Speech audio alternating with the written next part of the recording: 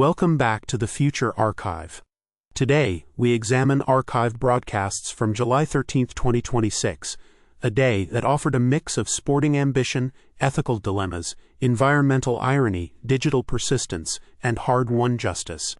Viewers will learn about FIFA's expansion plans, a dinosaur auction debate, a suspicious wildfire, a game's enduring appeal, and a landmark trial for wartime atrocities.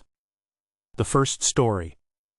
FIFA proposes 64-team World Cup, sparking debate over revenue versus integrity. FIFA President Gianni Infantino announced a proposal to expand the World Cup from 32 to 64 teams, a move framed as an effort to globalize the tournament.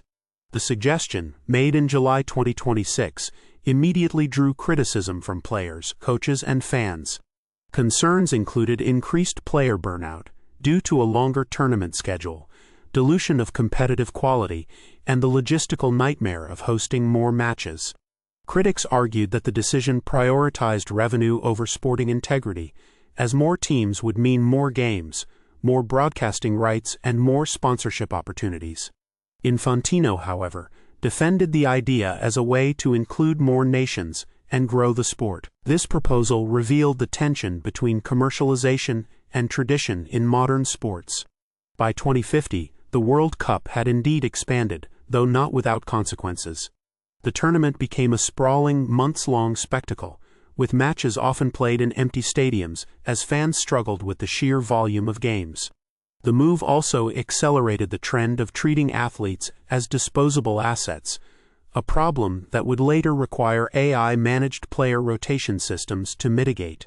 Humanity, it seems, has always preferred more over better. More teams meant more revenue, and more revenue meant more problems. The second story. Rarity. Rex skeleton auction sparks ethical debate among scientists. In July 2026, a rare and remarkably complete Tyrannosaurus Rex skeleton, nicknamed the Titan, was set to go to auction in New York. Paleontologists warned that if sold to a private collector, the fossil could be lost to scientific research, as private owners often restrict access. The skeleton was expected to fetch a record-breaking price, potentially exceeding $50 million, turning a piece of natural history into a luxury collectible. Scientists argued that such specimens belong in museums, where they can be studied and appreciated by the public. The auction highlighted the growing trend of fossil commercialization, which threatened to prioritize profit over knowledge. The Titan's auction underscored a persistent dilemma: the commodification of irreplaceable natural heritage. By 2050, many such fossils had indeed disappeared into private vaults, only to re-emerge decades later in the collections of billionaires who treated them as status symbols. The scientific community eventually established a global registry to track privately owned fossils, though enforcement was as effective as the Great Spreadsheet Crisis. Meanwhile, the Titan itself became a cautionary tale, its whereabouts unknown for years until it was rediscovered in a climate-controlled basement, gathering dust alongside a Monet. Some treasures are meant to be shared, but humanity often prefers to own them. The third story.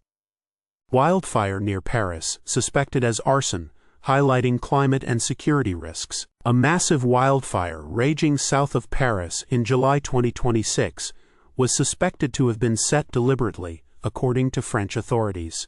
The blaze, which forced the evacuation of thousands and scorched hundreds of hectares, raised alarm about the intersection of climate change and human malice. Officials hinted at possible environmental sabotage or even an act of terrorism, though no group claimed responsibility. The incident exposed vulnerabilities in Europe's wildfire response systems, which were already strained by increasingly frequent and intense fires due to rising temperatures. The fire also reignited debates about crisis preparedness and the need for better international cooperation in disaster management. The Paris wildfire was a grim reminder that climate change did not just create natural disasters, it also provided new opportunities for human mischief.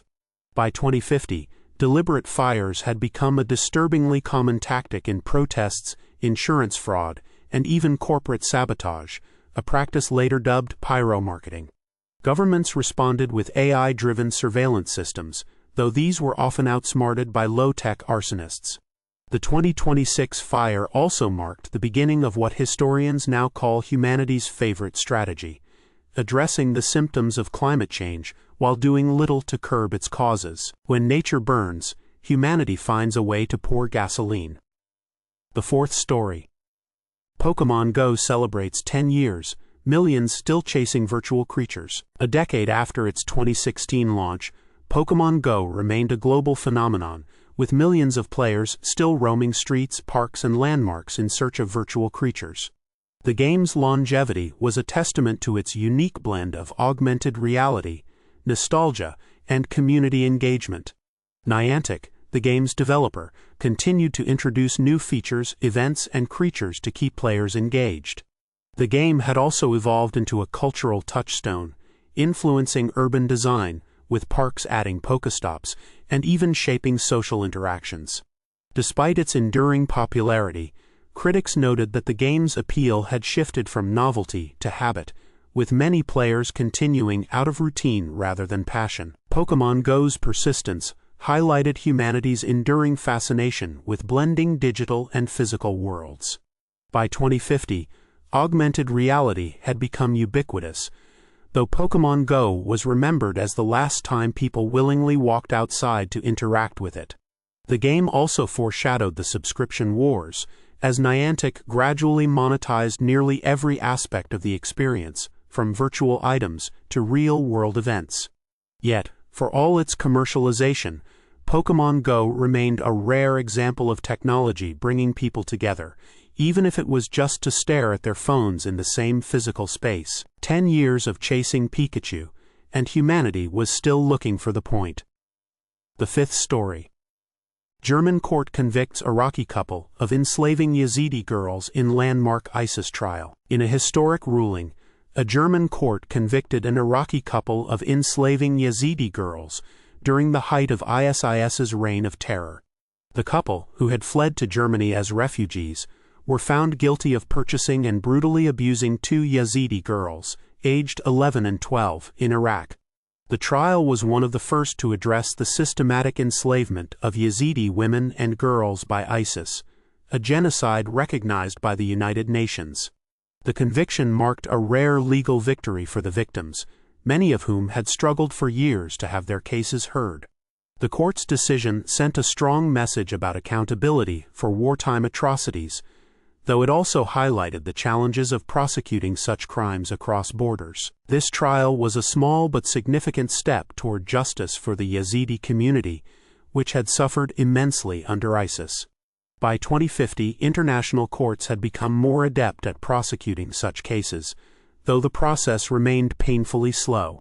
The trial also underscored the irony of perpetrators seeking refuge in the very countries that had taken in their victims. Meanwhile, the Yazidi community continued to rebuild, though their fight for recognition and reparations was far from over. As one historian noted, justice in such cases was never swift, but it was always necessary. Justice delayed is justice denied, but justice denied is humanity's default. Today's stories from 2026 reveal a world grappling with ambition, ethics, and the consequences of its own actions. From the expansion of a beloved tournament to the commodification of history, the suspicion of fire, the persistence of play, and the slow march of justice, humanity continued to balance progress with its own contradictions. This has been the Future Archive. The past, as always, is not going anywhere,